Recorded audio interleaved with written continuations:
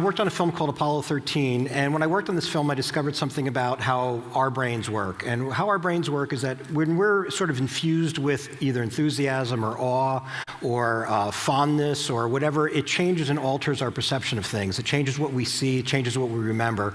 And as an experiment, because I dauntingly created a task for myself of recreating Saturn V launch for this particular movie, because I put it out there, I felt a little nervous about it, so I need to do an experiment and bring a group of people like this in a projection room and play this stock footage.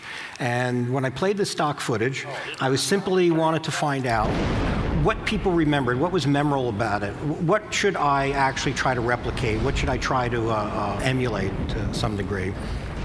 So this is the footage that I was showing everybody. And what I discovered is because of the nature of the footage and the fact that we were doing this film, there was an emotion that was built into it and our collective memories of what this launch meant to us and all these various things. When I showed it and I asked immediately after the screening was over what they thought of it, what was your memorable shots, they changed them. They had camera moves on them. They had all kinds of things. Shots were combined. And I was just really curious. I mean, what the hell were you looking at just a few minutes ago? And how come you, and how'd you come up with this sort of description?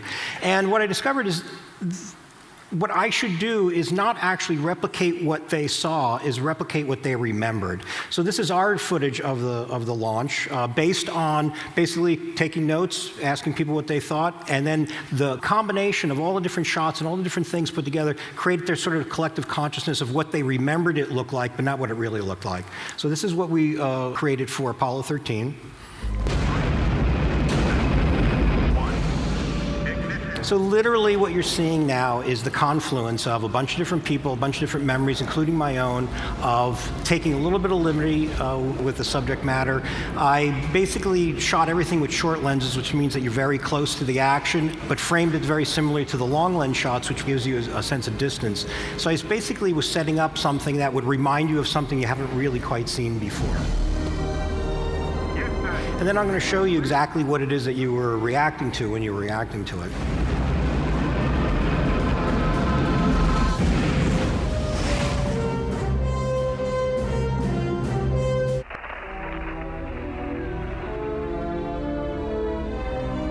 Hello, Houston. This is Odyssey. It's good to see you again. I pretend they're clapping for me. So now I'm in a parking lot. Basically, it's a tin can, and I'm basically recreating the launch with fire extinguishers, fire. I have wax that I threw in front of the lens to look like ice. And so basically, if you believed any of the stuff that I just showed you, what you were reacting to, what you're emoting to, is something that's a total falsehood. And I found that really kind of fascinating. And in this particular case, this is the climax of the movie, and you know, the way of achieving it was simply take a model, throw it out of a helicopter, and shoot it. And that's simply what I did. That's me shooting, and I'm a fairly mediocre operator, so I got that nice sense of verisimilitude of following the rocket all the way down, and giving that little sort of edge, just desperately trying to keep it in frame. So then I come up to the next thing. We had a NASA consultant who was actually an astronaut who was actually on some of the missions of Apollo 15, and he was there to basically double check my science. And I guess somebody thought they needed to do that. I don't know why, but they thought they did. So we were, you know, he's a hero. He's an astronaut, and we're all sort of excited. And you know, I gave myself the liberty of saying, you know, some of the shots I did didn't really suck that bad. And so maybe you know, I was feeling kind of good about it. So I brought him in here, and he needed to really check and see what we were doing, and basically give us our A+ report card. And so I showed him some shots we were working on, and waiting for the reaction that you hope for, which is what I got. So I showed him these two shots, and then he basically told me what he thought. Okay. It's what you dream about. So what I got from him is he turned to me and said, you would never, ever design a rocket like that. You would never have a rocket go up while the gantry arms are going out. Can you imagine the tragedy that could possibly happen with that? You would never, ever design a rocket like that. And he was looking at me. It's like, I don't know if you noticed, but I'm the guy out in the parking lot recreating one of America's finest moments with fire extinguishers. And I'm not going to argue with you. You're an astronaut, a hero, and I'm from New Jersey. So I'm just going to show you some footage. I'm just going to show you some footage and tell me what you think. And then I did kind of get the reaction I was hoping for. So I showed him this. And this is actual footage that he was on. This is Apollo 15. This was his mission. So I showed him this. And the reaction I got was interesting. So, and what happened was, what I sort of intuned in that is that he remembered it differently. He remembered that was a perfectly safe sort of gantry system, perfectly safe rocket launch, because he's sitting in a rocket that has like 100,000 pounds of thrust, built by the lowest bidder. He was hoping it was going to work out okay. So he twisted his memory around. Now, Ron Howard ran into Buzz Aldrin, who was not on the movie, so he had no idea that we were faking any of this footage, and he just responded as he would respond. And I'll run this. Buzz Aldrin came up to me and said, hey, that launch footage, I saw some shots I'd never seen before. Did you guys, what vault did you find that stuff in? And I said, well, no vault, Buzz. We generated all that from scratch. And he said, wow, that's pretty good. Can we use it? I think he's a great American. So Titanic was, if you don't know the story, doesn't end well. Jim Cameron actually photographed the real Titanic. So he basically set up, or basically shattered the suspension of disbelief, because what he photographed was the real thing. A Mir sub going down, or actually 2 Mir subs going down to the real wreck. And he created this very haunting footage. It's really beautiful, and it conjures up all these various different emotions, but he couldn't photograph everything. And to tell the story, I had to fill in the gaps, which is now rather daunting, because now I have to recreate back-to-back what really happened. And I had to, I'm the only one who could really blow it at that point. So this is the footage he photographed, and it was pretty moving and pretty awe-inspiring. So I'm going to just let it run so you kind of absorb this sort of thing. And I'll describe my sort of reactions when I was looking at it for the very first time. I got the feeling that my brain wanted to basically see it come back to life. I automatically wanted to see this ship, this magnificent ship, basically in all its glory. And conversely, I want to see it not in all its glory, basically go back to what it looks like.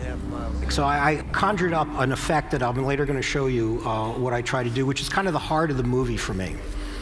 And so that's why I wanted to do the movie. That's why I wanted to create the sort of things I created. And I'll show you, another thing that I found interesting is what we really were emoting to when you take a look at it. So here's the behind the scenes, a couple little shots here. So when you saw my footage, you were seeing this. Basically, a bunch of guys flipping a ship upside down, and the little Mir subs are actually about the size of small footballs, and shot in smoke. Jim went 3 miles down, and I went about 3 miles away from the studio and photographed this in a garage.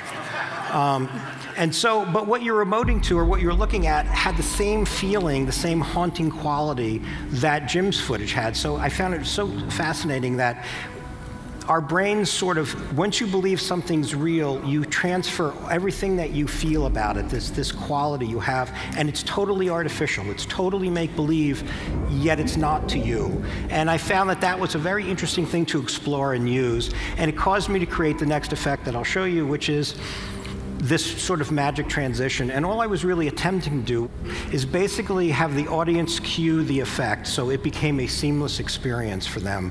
That I wasn't showing you my sort of interpretation, I was showing what you wanted to see. And the very next shot right after this. So you can see what I was doing. So basically, if there's 2 subs in the same shot, I shot it, because where's the camera coming from? And when Jim shot it, it was only 1 sub, because he was photographed from another. And I don't remember if I did this or Jim did this. I'll give it to Jim, because he could use the pat on the back.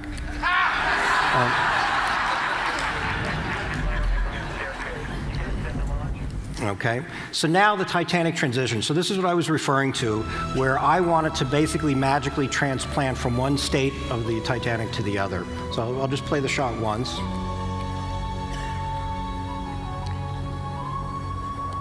And what I was hoping for is it just melts in front of you.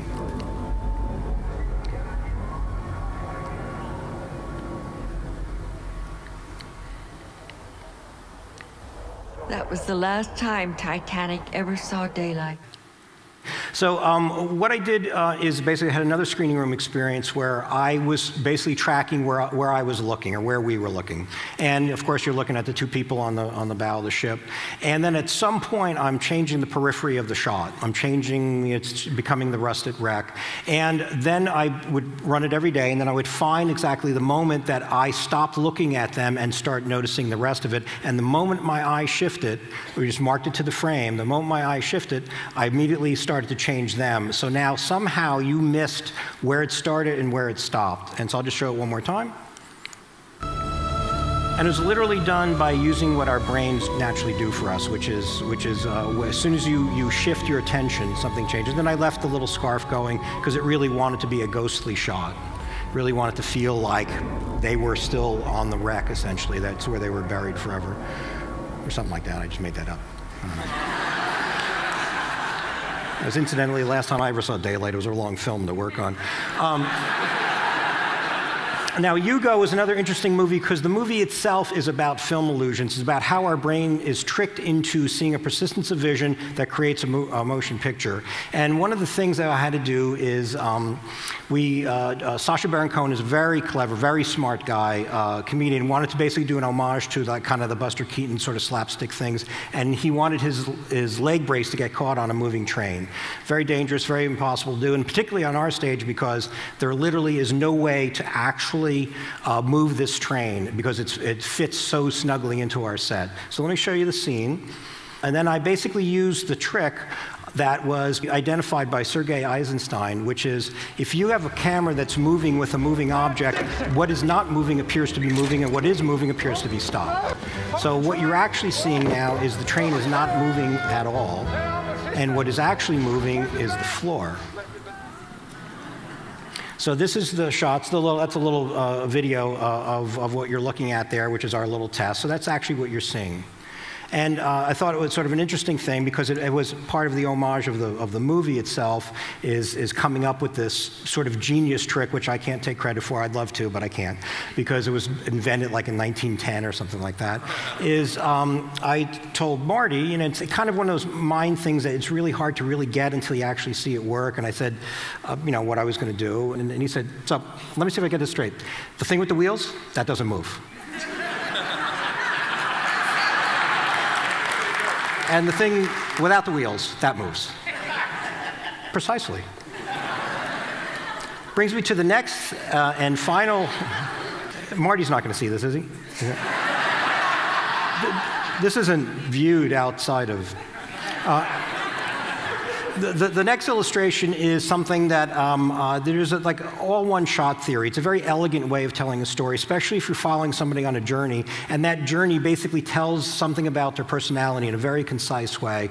And what we wanted to do, based on the shot in Goodfellas, which is one of the great shots ever, the Martin Scorsese film, of basically following Henry Hill through what it feels like to be a gangster walk, going through the Copacabana and being treated in a special way. He was the master of his universe, and we wanted Hugo to feel the same way. So we created this shot. That's Hugo. And we felt that if we could basically move the camera with him, we would feel what it feels like to be this boy who is basically the master of his universe. And his universe is behind the scenes in the bowels of this particular train station, and only he can actually navigate through and do it this way. And we had to make it feel that this is his normal, everyday sort of life. So the idea of doing it as one shot was very important. And of course, we're shooting in 3D, which is basically, it's a huge camera that's hanging off of a giant stick. So to recreate a Steadicam shot was the task, and make it feel kind of like what the reaction you got when you saw the Goodfellas shot.